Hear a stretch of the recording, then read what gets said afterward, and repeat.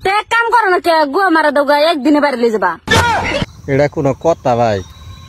এইরকম কথা মাইসে কই হারে ভাইরাল তো ভালোর মাথা ওই হবো না। এইরকম বাসা যে কইতাছে এই মাগের কোনো দিন বিয়ে হবো না, সারা জীবন গুদ মারা দেয় চলন না গো। এইরকম বুড়া মানুষের নগে কেমনে করে ভাই এইরকম সম্ভব? এই ধরনের ভিডিও ওরা কেমনে করে বানায়? ওগো কি উট্টিকা সরমও নাই? ওগো গোষ্ঠীর মানুষের কি একটু সরম নাই? আত্মীয় স্বজন কেউ কি নাই?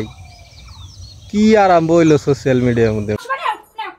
মানুষ এই এত নিচা পদে চলে গেছে গা, মানুষের ব্রেনটা একদম পয়সা গেছে গা। তার মানে ভাবে কি যে যত খারাপ কথা গো অত বান ফস করে ভাইরাল। ভাইরাল তো না, ভাইরাল না হলে কি হবো?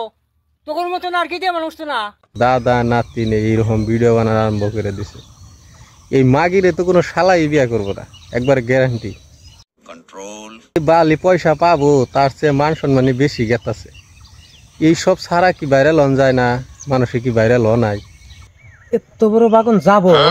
কি অসভ্য ভিডিও যে আরম্ভ হইল না দেশে। সোশ্যাল মিডিয়ায় খেলে আজকাল দেখি খালি মানসি যত নোংরামি আছে সেই বালি করে। আর কি দেখলাম এটা আজকে দেখি মিয়া খলিফা আর জনি সিং আসামের মধ্যে ধান কাটতেছে। শেষ দুনিয়া শেষ। এইসব দৃশ্য দেখে আর মনে হয় না যে বেশি দিন বাঁচুন। ওরা বিশ্ববিখ্যাত খিলাড়ি হইয়া যদি এরকম করে ধান কাটন নাকি আসামে হেরে, তাইলে কি করো মার বুঝতেছি না ভাই। একদম এই ভিডিওটা দেখে মাথা পুরো হ্যাং মেরা দিছে, খুবই খারাপ লাগছে ভাই।